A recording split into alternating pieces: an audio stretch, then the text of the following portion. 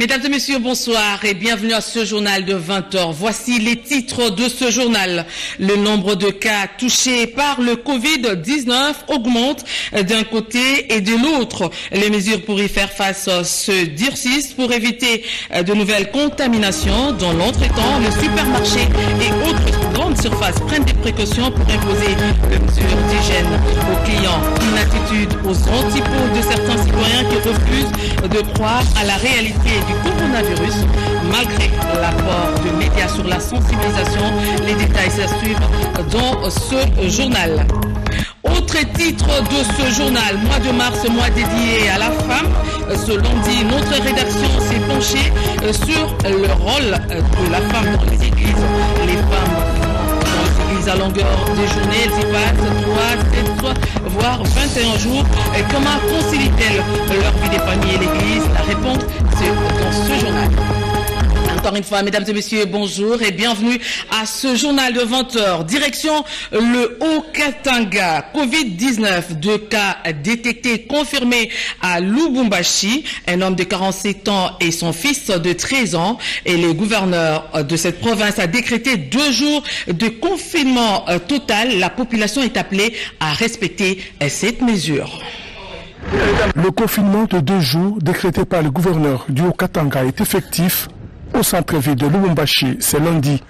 L'engouement autour des commerces et les embouteillages dus à la circulation intense ont laissé place à un calme désertique. Pas de véhicules, pas de piétons, rare de rencontrer une personne, même en plein midi.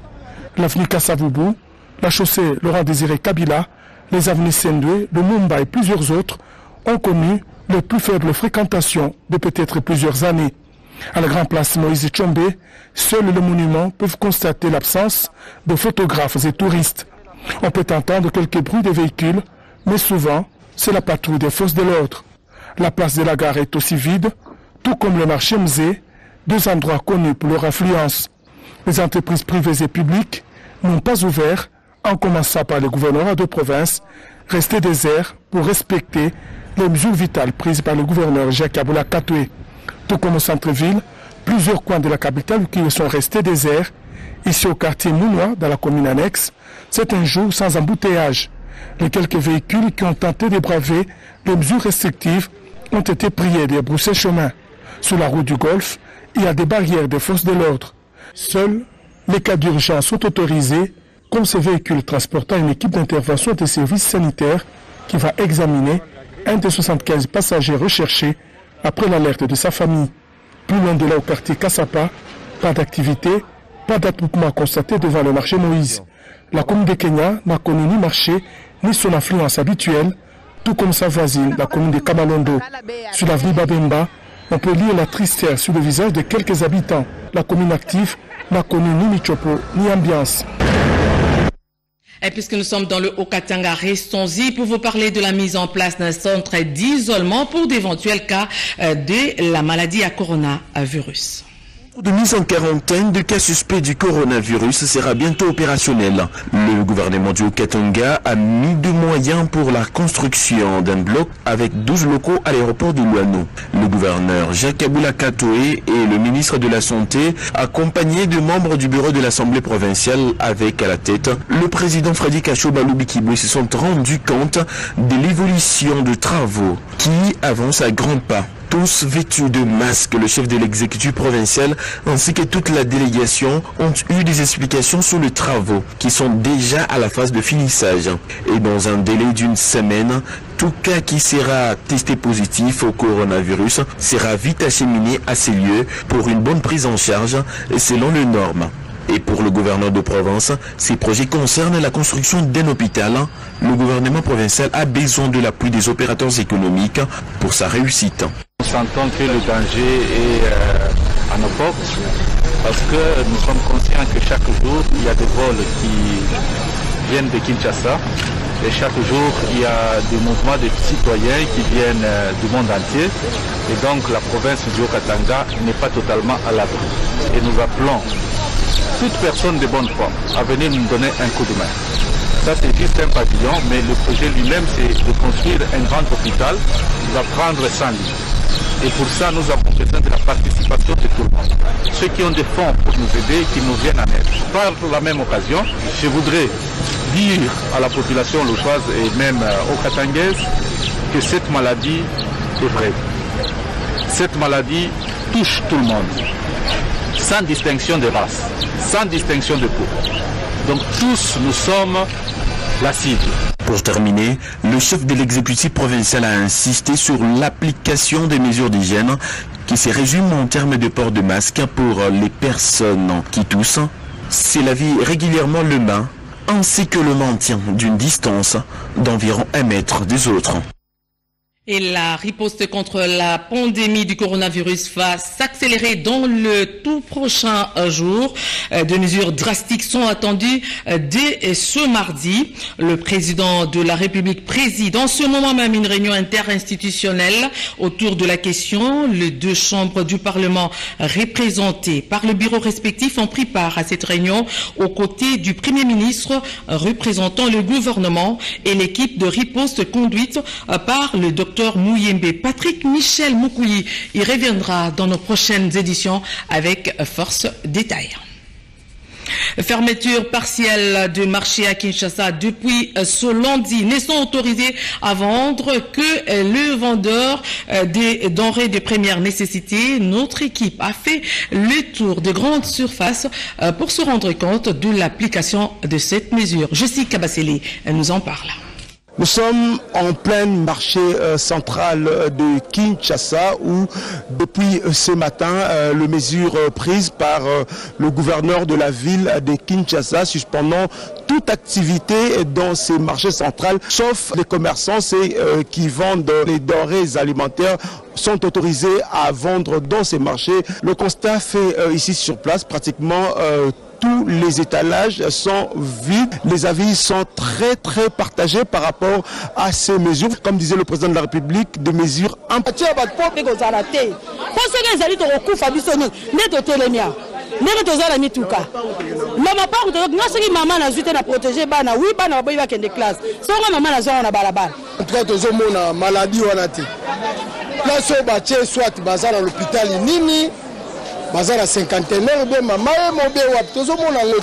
Selon le vendeur de ces grands marchés, le marché de Kinshasa, ici en République démocratique du Congo, ils ne savent pas qu'est-ce qu'ils vont devenir dans le jour à venir parce que selon eux, ils vivent du jour au jour. Ils sont obligés de venir vendre pour trouver de quoi nourrir leur famille. Or, depuis ce matin, ce marché est pratiquement fermé et ils se demandent ce qu'ils vont devenir parce qu'ils n'ont pas de provisions chez eux ni de quoi payer différentes factures et loyers à la fin de ce mois. Mais entre-temps, le marché central de Kinshasa reste fermé et les étalages sont vides. Depuis le marché central de Kinshasa, capitale de la République démocratique du Congo, Jessica Basseli et Francel Congolo pour la RT. Et puis après l'annonce de mesures prises par le gouvernement de la République pour lutter contre le coronavirus, Séverine Katanda et Christine Lenzo sont descendues dans la rue pour faire le constat. Certains Kinois croient que le coronavirus existe, mais d'autres restent encore incrédules. Les conséquences dangereuses du coronavirus étant réelles, la population devrait s'en rendre compte. Se laver les mains, se couvrir avec masque, mettre fin aux embrassades et salutations à la main ne suffit pas. Protéger également les biens de consommation directe s'avère important, d'autant plus que le virus circule à l'air libre et facilite la contamination directe. Il est donc nécessaire de le couvrir pour garder sa nature saine, surtout en cette période que la pandémie frappe le monde entier. Malheureusement, le constat sur terrain démontre le contraire. À la première vue, une forte négligence et manque de conscience par les vendeurs.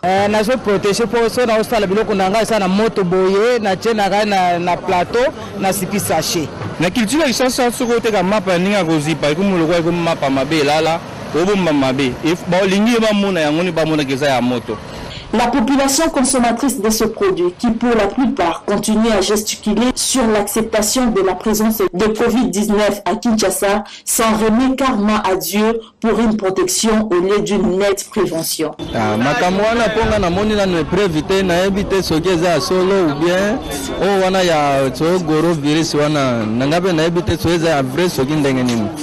Faut tale lango nanuka. Corona toujours gango andeo amuka libanda mais ana Congo tout le monde bato auti à l'étranger auti libanda ba non mais congolais kinois na Kinshasa awa wana to moni yango te no beto gite zambe yemuka yebi ndenge a Rolex on peut pas marcher que les congolais ça est kimia to ça paniquer te. La réalité étant contraire de ce qui pensent cette frange des Quinois, le reste de la population, consciente de l'impact négatif de cette maladie, appelle à une forte sensibilisation des médias et celle du gouvernement, en impliquant les services d'hygiène et de la police pour faire appliquer les mesures arrêtées par le président de la République, Félix-Antoine Tshisekedi, lesquelles des mesures restent de stricte application sur toute l'étendue de la République démocratique du Congo. Et puis l'œil de la RTNC a fait la ronde de supermarchés pour voir si les Quinois observaient bien les règles élémentaires d'hygiène. Surprise agréable, certains supermarchés ont fermé la porte à la caméra de la RTNC. La RTNC qui du reste est très impliquée dans la sensibilisation de lutte contre le Covid-19. Depuis que le chef de l'État Félix-Antoine Tshisekedi a annoncé la batterie de mesures pour mener une lutte acharnée contre le coronavirus sur le territoire national, la télévision nationale congolaise RTNC s'est intéressée aux grands supermarchés installés à Kinshasa. À Food Market, par exemple, dans la commune de Lingwala, l'observation des règles d'hygiène est de mise. Le port de masques et de gants est obligatoire, de l'agent de la sécurité en passant par les caissières jusqu'aux vendeuses, afin d'éviter tout contact du virus. Nous avons suivi son Excellence, Monsieur le Président de la République, Félix-Antoine Tshisekedi de Tshilombo. Nous nous sommes mis directement à appliquer parce que cette chose nous concerne aussi personnellement. Là où on touche l'argent, c'est les mains qui touchent l'argent. C'est les mains qui comptent l'argent. Alors les mains là peuvent être aussi protégées. Et ça doit être protégé par des gants. Dans ces combats contre la pandémie, les responsables du Food Market ont fermé restaurants et bars, conformément aux mesures prises par le chef de l'État pour empêcher tout attroupement. Malheureusement, dans d'autres supermarchés de la capitale, la RTNC n'a pas eu la tâche facile pour se rendre compte de l'applicabilité des mesures. C'est le cas à Kin Market, qui a refusé catégoriquement à l'équipe de la RTNC d'accéder à ces installations. Même celle observée à Swissmart, où la caméra du média public n'a pas été la bienvenue. C'était un reportage signé Odilon Kayuma. Tous les opérateurs économiques pensent qu'il faut donner plus de moyens au gouvernement pour lutter contre la maladie à coronavirus. Ils sont décidés à sensibiliser leurs affiliés au paiement de l'impôt et surtout à ne pas spéculer sur le prix. Ils ont été reçus aujourd'hui par le Premier ministre, chef de gouvernement. Reportage Françoise Boulabouaki, Pompomba. Un élan de solidarité nationale prouvé dans le monde des affaires, venu pour discuter sur les mesures à impact direct sur les activités économiques prises par le gouvernement. La FEC, la FENAPEC, la NEP et la COPEMECO estiment que le moment est venu pour donner plus de moyens au gouvernement de la République qui doit faire face à plusieurs urgences.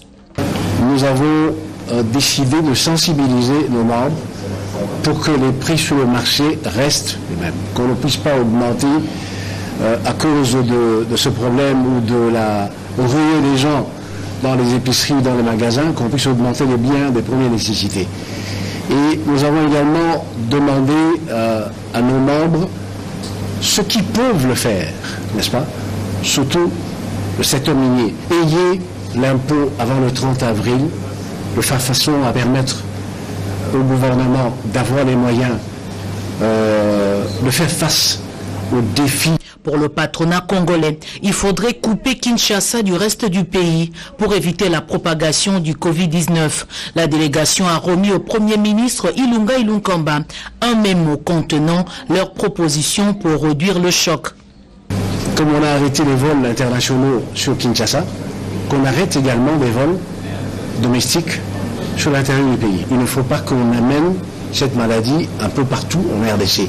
Et pour cela, il faut qu'on puisse arrêter des vols passagers pendant quelques temps. L'exemple donné par les hommes d'affaires devait inspirer plusieurs compatriotes très critiques et amers au moment où la République a besoin de toutes les intelligences et les forces dont elle dispose.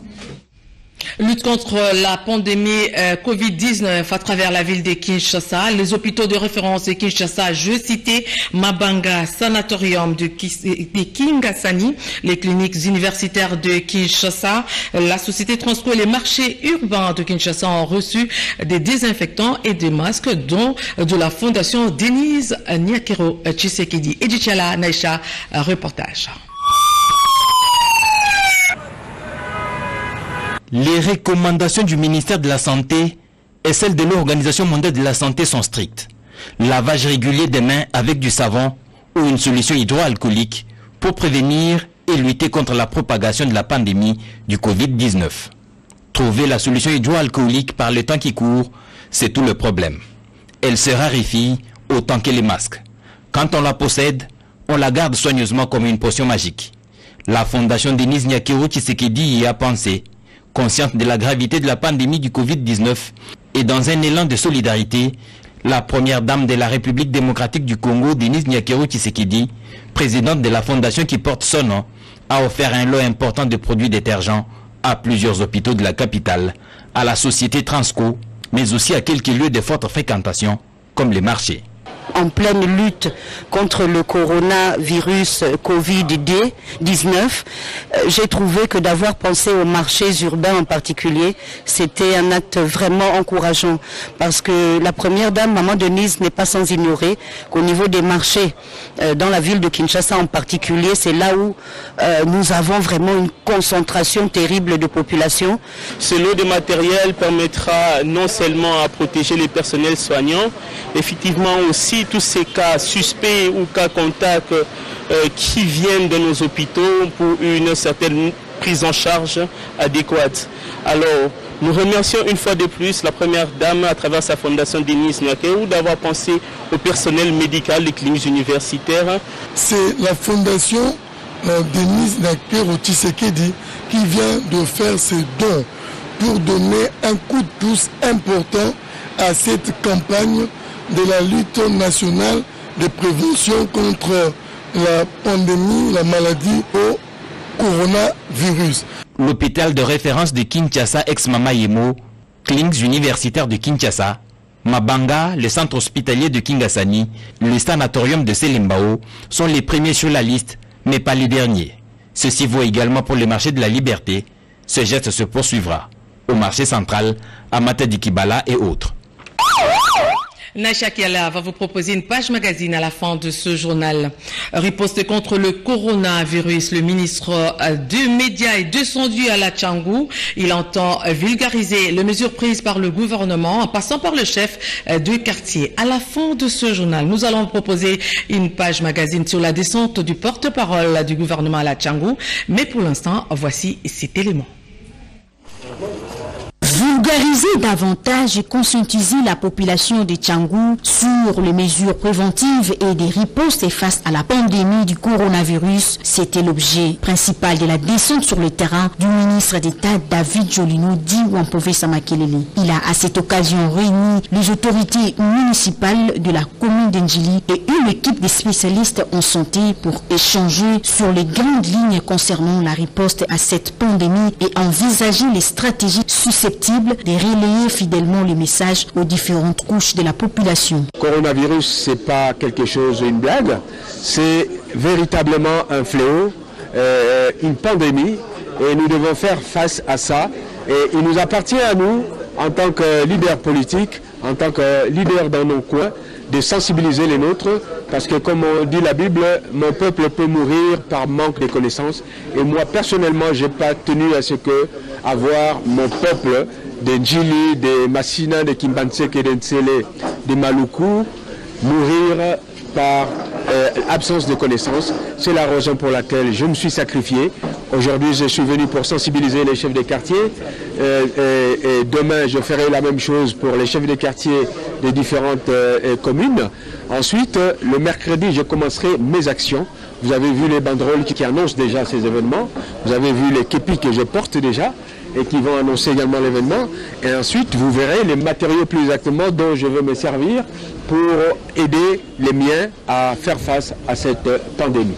Très déterminé et impliqué à conscientiser correctement la population et relayer les messages du chef de l'État Félix-Antoine Tshisekedi Tshilombo en cette période et sensibiliser tout Congolais sur les grandes lignes ainsi que les efforts dégagés par le gouvernement pour lutter efficacement contre le Covid-19. Ce sont des options sur lesquelles David Jolio dit Wamprové Samakinde a longuement insisté. Chacun doit scrupuleusement observer les règles d'hygiène pour stopper la propagation. Et puis ce communiqué du secrétaire général de la communication et des médias, il est ainsi libellé. Le secrétaire général à la communication et des médias porte à la connaissance de tous les directeurs chefs de service et les chefs de division provinciale que pour lutter contre la propagation de la pandémie coronavirus, chaque responsable de service doit organiser un service minimum ne dépassant pas 5 personnes par service. Cependant, tous les personnels de l'administration de la communication et des médias doivent observer scrupuleusement les mesures sanitaires prises par son Excellence, Monsieur le Président de la République, chef de l'État, à travers sa communication à la population congolaise. Mieux vaut prévenir que guérir. Ce message, ce communiqué porte la signature de André Moutombo. Au cours d'un point de presse à l'hôtel de ville sur la lutte contre le coronavirus, le ministre provincial de l'Intérieur a rappelé les mesures contenues dans l'arrêté du gouverneur de la ville de Kinshasa. Elisette Mujinga nous en parle. L'arrêté que le gouverneur de la ville-province Kinshasa, Jantiningo Bilambaka, a pris le samedi 21 mars dernier portant application des mesures relatives à la riposte contre la pandémie à coronavirus Covid-19 dans la capitale est mal interprété par certains Kinois. L'heure est à présent à la sensibilisation de la population kinoise pour s'imprégner de ces mesures afin de mieux les observer. C'est ce qui justifie le point de presse animé cet après-midi à l'hôtel de ville de Kinshasa par le ministre provincial AI de l'Intérieur et Sécurité devant les professionnels des médias Didier Tengetelito. Que ce soit au niveau des marchés, on a dit que les marchés ne sont réservés uniquement que pour les denrées alimentaires, ne sont plus autorisés. Les magasins et autres effets annexes qui n'ont rien à voir avec l'alimentation. Mais de ce fait, les autres magasins, en dehors des marchés, peuvent ouvrir, évidemment tout en respectant plusieurs instructions. La première, éviter les attroupements devant les boutiques et devant les magasins. Prévoir les mesures d'hygiène, que ce soit à l'entrée, à l'intérieur des marchés. Il faut la distanciation sociale, c'est-à-dire vérifier et constater que la distance de 1 mètre est respectée. Les agents de ces alimentations et autres opérateurs économiques et commerciaux ainsi que les banques doivent avoir des gants et aussi des masques. Et aussi vérifier à l'intérieur une sensibilisation en rapport avec le coronavirus. Il a éclairé l'opinion sur ces mesures pour mieux s'imprégner et les appliquer afin de contrer la propagation de cette épidémie. Selon lui, celles-ci doivent être vulgarisées pour aboutir aux résultats escomptés. Le ministre Tengetelito invite ainsi les uns et les autres à éviter le confinement et à adopter un comportement pendant 4 semaines selon cet arrêté en vue de se protéger contre cette épidémie qui a déjà fait des victimes à Kinshasa. Une façon pour lui de lutter contre cette maladie mortelle dans la ville.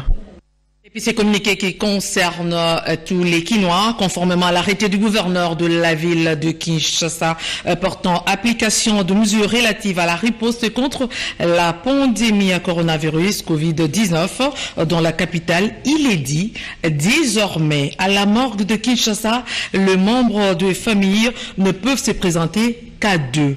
Cette mesure est de stricte application et ne doit souffrir d'aucune exception. Pour la morgue centrale de Kinshasa, Jospin Mbaka, directeur. Les chefs coutumiers soutiennent 2 mesures de prévention édictées par le président de la République. Ils sont au micro de Séverine Pascal et Katanda. Le pouvoir traditionnel en République démocratique du Congo a démontré sa force dans différentes situations, notamment celle de janvier 1959, différentes guerres d'agression du pays et le cas le plus récent, la neutralisation d'Ebola à l'Équateur et au Nord Kivu. Face à la pandémie qui frappe de plein fouet le monde et qui sévit à Kinshasa, le chef coutumier, réuni au sein de l'Alliance nationale des autorités traditionnelles du Congo, Anatek en sigle, apporte leur contribution à cet affront. Son secrétaire général, Sa Majesté Mfumodifi Mantinu, soutient les mesures de prévention relatives à la protection contre le coronavirus prises par les autorités. Outre ces mesures, les gardiens du pouvoir coutumier invitent la population à faire usage de procédures ancestrales pour créer un bouclier contre cet esprit diabolique qui hante le pays. La Constitution de la République reconnaît à cette autorité coutumière non seulement son pouvoir coutumier, mais également la mise à disposition de ses pouvoirs aux institutions tant nationales qu'internationales en cas de nécessité. Ainsi, face à ce virus de corona, il vous est également demandé, en termes ancestrales, de bien vouloir faire usage de la procédure ancestrale suivante: remplir un seau d'eau chaude de douche et immerger quelques poussières de bodhissa, pierre noire ancestrale servant d'exorcisme congolais. C'est laver entièrement tous les corps dénudés. Cette eau n'est pas à boire. Prendre une dose par son doigt du sel des ancêtres connu sous le nom de Munga Yabasens et l'étaler et l'imbiber sur toute sa langue comme un bonbon et le laisser imbiber votre gorge. Dans les jours à venir, ce produit seront proposés à la médecine moderne pour déceler ses vertus afin d'être utilisés en République démocratique du Congo, tout comme à l'étranger. Les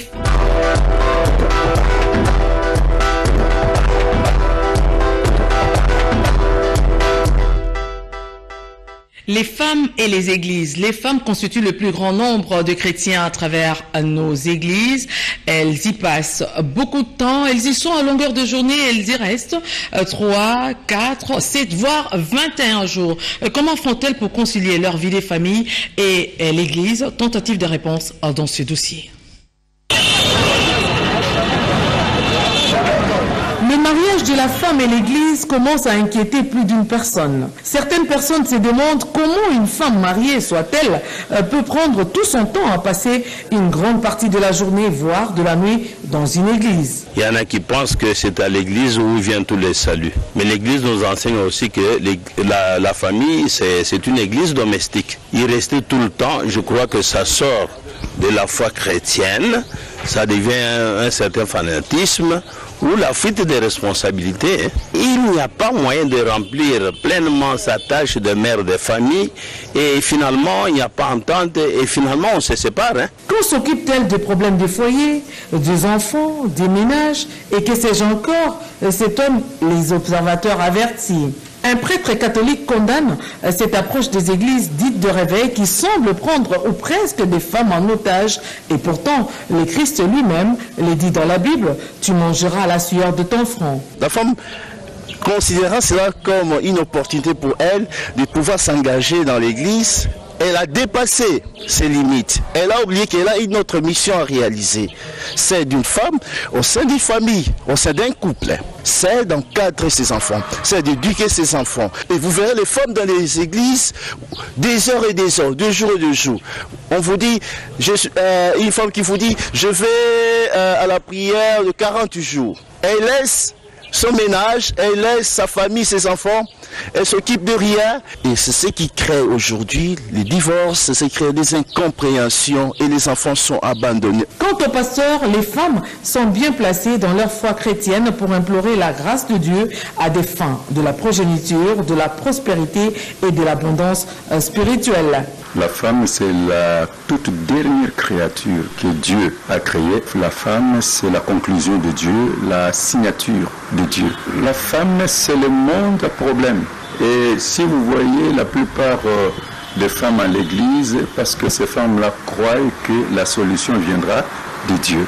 Une église qui a un bon programme doit d'abord travailler pour la famille. Dieu est un Dieu d'ordre. Aujourd'hui, si on constate qu'il y a plus de femmes, c'est plus que la population mondiale est majoritairement peuplée de femmes sur la terre. C'est normal que cette parole de Dieu qui est apportée puisse atteindre le plus grand nombre de femmes. Si une femme a peut-être un sujet de prière qui lui demande de rester dans la présence de Dieu, cela n'est pas prohibé ou bien ce n'est pas interdit dans la parole de Dieu. Une femme a la responsabilité d'amener l'atmosphère céleste dans son foyer. Une femme incarne les valeurs puisque Dieu a permis que la vie humaine passe par la femme. Les avis sont partagés pour les femmes qui sont pour ou contre la pratique de meubler son temps à l'église à travers des retraites de 7, 21, voire 40 jours. Les voix pour disent que c'est un combat pour sécuriser leur foyer. Oui, moi j'aime beaucoup prier pour le salut de ma famille. C'est pour cela que je passe presque tout mon temps à l'église. Même la Bible dit qu'il faut prier sans cesse. Donc on est prudent parce qu'on ne sait pas quand ou le diable viendra. Donc nous sommes là tout le temps à prier et veiller sur notre salut. Les voix contre soutiennent qu'il faut plutôt un temps pour tout. Le temps de prier, le temps de se divertir, le temps de s'occuper de sa famille. La Bible elle-même nous dit qu'il ne suffit pas seulement de prier, il faut aussi travailler. Travailler aussi, c'est prier. Pour mettre l'offrande, ça demande de l'argent. J'ai un temps pour le travail, un temps aussi pour aller à l'église et prier, le temps d'aménager aussi la maison, m'occuper aussi de ma famille. Mais quand vous vous mettez tout le temps de rester à l'église, vous voyez que ça va causer des problèmes de divorce et il y aura tout le temps de problèmes. La prière en soi n'est pas une mauvaise chose, mais toutefois, tout excès nuit, dit-on. Et en marge des assises du forum de panafricaine, les journalistes d'Afrique ont été conviés à se rendre à Dakhla. Dakhla, c'est au sud du Maroc, où ils ont eu à échanger avec plusieurs autorités de la place. Christine Lenzo était de la partie. Située sur la péninsule du Rio de Oro, en plein désert du Sahara, Dakhla est une ville pleine de charme. C'est cette ville qui a été choisie par le comité organisateur du forum Les Panafricaines. Après 2 jours d'intenses activités, à la 3e édition du dit forum, quelques femmes journalistes membres de ces réseaux ont quitté Casablanca pour cette province, située au sud du Maroc, Dakhla Oued Adab. Une fois arrivée, toute la délégation a été émerveillée de l'expansion de la dite ville, conduite par Fatia Elaouni, présidente permanente du réseau Les Panafricaines. C'était des moments de belles surprises pour ces journalistes femmes. Tôt le matin du lundi 9 mars, elles ont été rencontrer le gouverneur de la région de Dakhla, Lewali, avec qui elles ont échangé sur le projet de développement de cette ville qui, selon lui, ouvre ses investissements à tous, notamment aux Africains de différents pays. Voilà qui explique la suppression des paiements d'impôts dans le cadre de l'amélioration du climat des affaires. Après, le gouverneur cap vers le conseil provincial de Dakhla, réunissant 33 membres élus par la population.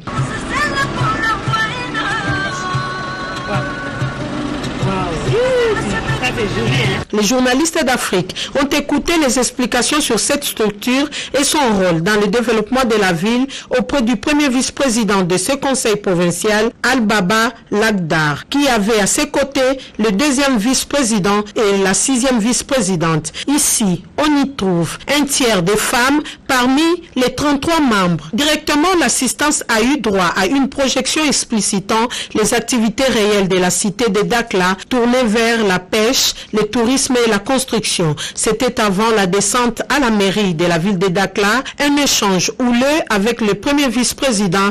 À l'entendre, les plans de développement de la ville et autres projets partent de la mairie qui veille sur leur stricte application, cas de la protection et entretien des espaces verts et le transport de la population. Direction port de Dakhla. Pour y accéder, la délégation a emprunté ces ponts jetés sur l'océan Atlantique.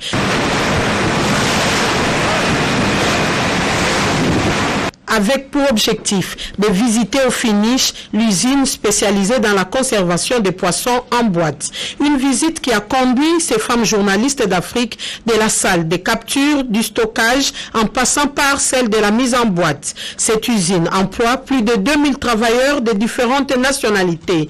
Il s'y est de rappeler que la veille de cette visite, les panafricaines étaient conviées à un dîner déroulé dans une ambiance conviviale. Deux messages affluent dans les réseaux sociaux concernant la radio-télévision nationale congolaise. Ce sont des comptes piratés et le directeur général adjoint de la RTNC fixe l'opinion sur les vraies adresses de la RTNC.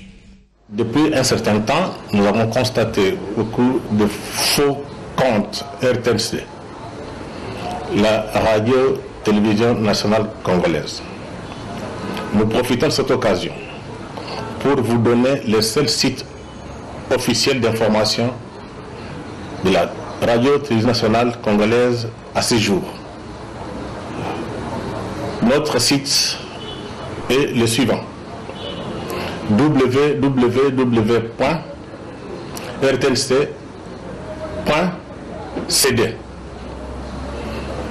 Les réseaux sociaux sont les suivants. Sur YouTube, vous avez RTNC Net. Sur le compte Twitter, vous avez @RTNC officiel 1. Et sur le compte WhatsApp, vous avez Web RTNC. Les informations publiées en dehors de ces adresses n'engagent pas la radio-télévision nationale congolaise. Et puis quelques communiqués pour clore ce journal. La représentante personnelle du chef de l'État à la francophonie porte à la connaissance de médias que l'Organisation internationale de la francophonie en partenariat avec RFI et RSF a lancé un appel à candidature pour la 5e édition du prix de l'innovation francophone de médias. Ce prix vise l'émulation dans le secteur de médias en soutenant les initiatives de tous les types de médias, presse écrite, radio, télévision et nouveaux médias. Les personnes intéressées sont priées de consulter pour de plus amples informations le site de la francophonie. La date limite d'envoi de candidatures en ligne à la francophonie est fixée au 31 mars 2020. Et puis, ce communiqué nécrologique, les enfants Kangafou, les nièces et neveux, les petites filles et petits fils, les belles filles, filles et beaux fils, ont la profonde douleur d'annoncer aux amis, connaissances, la mort inopinée de leur mère, tante, grand-mère et belle-mère, Madame Kanoubouna Masweka Thérèse, affectueusement appelée Coco Ndili, mort survenue ce mardi 17 mars 2020 à 5h35 à l'hôpital général provincial de référence de Kinshasa, ex-Mamaimo. Le programme des obsèques se présente comme suit. Vendredi 27 mars 2020, levé du corps de la morgue de l'hôpital général de référence de Kinshasa, ex-Mamaimo, suivi de l'enterrement à la nécropole de la Télé entre terre et ciel. Un bain de consolation est prévu après l'enterrement à la résidence familiale 6 avenue Kabambare, numéro 151, commune de Kinshasa. Ce communiqué tient lieu de faire part pour la famille Ouadi Henri.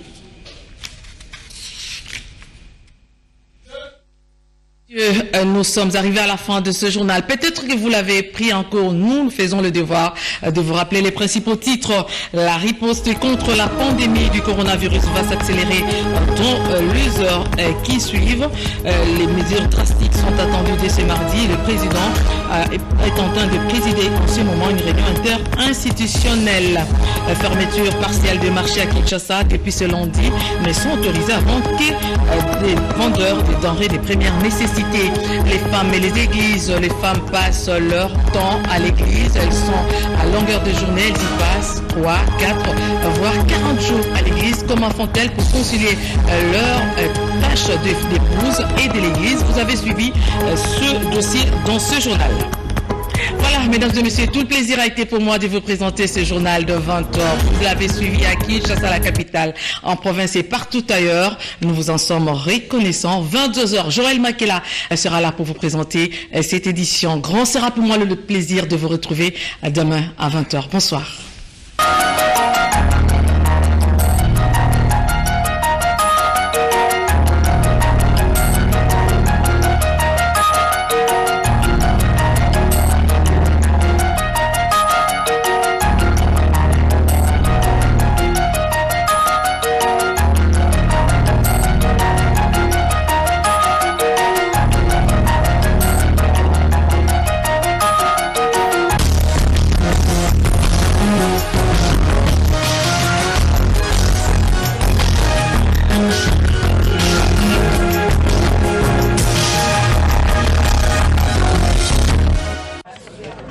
de là, une idée, un rêve qui grandit. Le souhait d'un partenaire, d'un accompagnement sur mesure, d'un financement adapté. Pour que de l'intention naisse un projet. Chaque jour, BGFI Banque se mobilise